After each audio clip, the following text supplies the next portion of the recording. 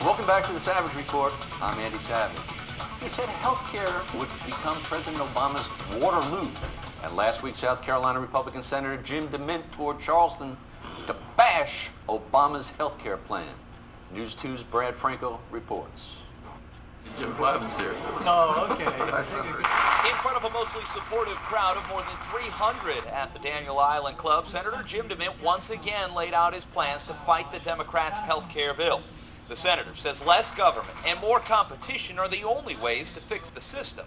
We want to stop a government takeover so we can get to real reform. And we can do what we've been trying to do, a number of us, for a number of years. And get the folks up there to sit down and make the market work better, to expand freedom rather than retract it. The senator pulled no punches in his criticism of the Washington way, saying there is plenty of responsibility to go around. There also should be no question that over the last few decades, that elected officials in Washington have brought this country to the brink, financial and economic brink of disaster. While the questions from the audience mostly encouraged the senator in his fight, those who disagreed made their feelings known in a silent protest at the back of the room. DeMint says there is one thing they can all agree on, and that something needs to be done. On Daniel Island, Brad Franco, News 2. Joining us now are two people who have been following the healthcare debate closely. Reverend Joe Darby of Morris Brown Church and Catherine Wellborn from Change the Congress in 2010. Catherine, you attended one or more of Senator DeMint's healthcare forums. Did you agree with his vision on healthcare reform? Well, let's say I only attended one of his town hall meetings.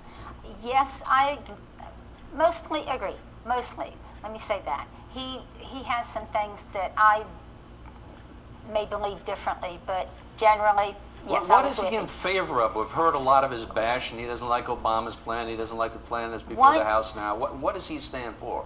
One of the things that he said that really stuck with me, Andy, is that if we want to give unemployed, uninsured health insurance, it would be cheaper for us to just buy them a health care policy than this billion dollar program. I thought that was very well said. Well, I thought that's one of the things we were doing, is insuring everybody, mandating that everybody's insured. Is that not what is going on? The health care bill, as I understand it, has lots and lots and lots of things in it that aren't really about health care. They're more about control. Socialized medicine has failed in many European nations. Why do we think it's going to work here in this country? Well, what about the working poor, somebody who is working but doesn't have insurance? They wind up going to the emergency room.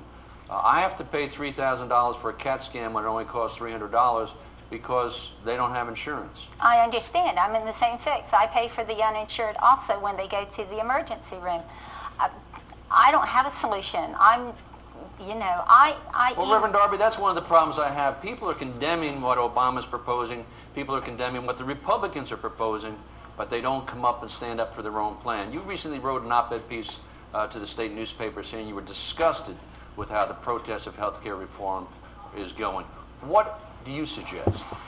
I suggest people back off, be quiet, and actually listen to what's being proposed. This is going beyond a healthcare debate to an ideological debate, and I think that's what disturbs me. I've listened to protesters at some of the forums outside of South Carolina because we are ragingly polite in Charleston, but outside of South Carolina, I've heard Second Amendment right questions. So you support the Democrats' plan? Do you support what's before the House now?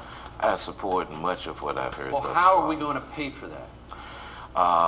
It's probably with some combination of government and private enterprise. And that we have to have a way for government and private enterprise to work together. I don't believe that it has to be all one or all the other. Catherine, do you see a compromise in this? Do you see the government plan getting together with the private plan, or do you just see it staying the way it is? There has to be some kind of compromise. Yes, I think almost everybody in this country wants reform.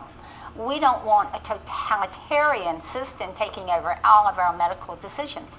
Okay, your group, it's Change the Congress, right, in 2010. Will healthcare reform play into the decision on who you'll support and who you won't? This is not a matter of supporting Andy.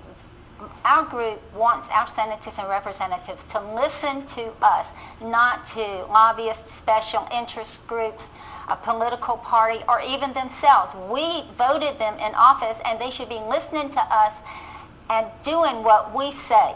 And they don't. They just pat you on the head and say, go away and be a good little person. Well, Catherine, I don't think you get an argument from anybody on that. Reverend Darby, before we go, any final thoughts? Yeah, I think that we have to remember that good health care transcends politics. Totalitarianism is in the eye of the beholder. When you have a president who tolerates armed protesters as opposed to a prior president who established free speech zones in the boonies, then totalitarianism is in the eye of the beholder.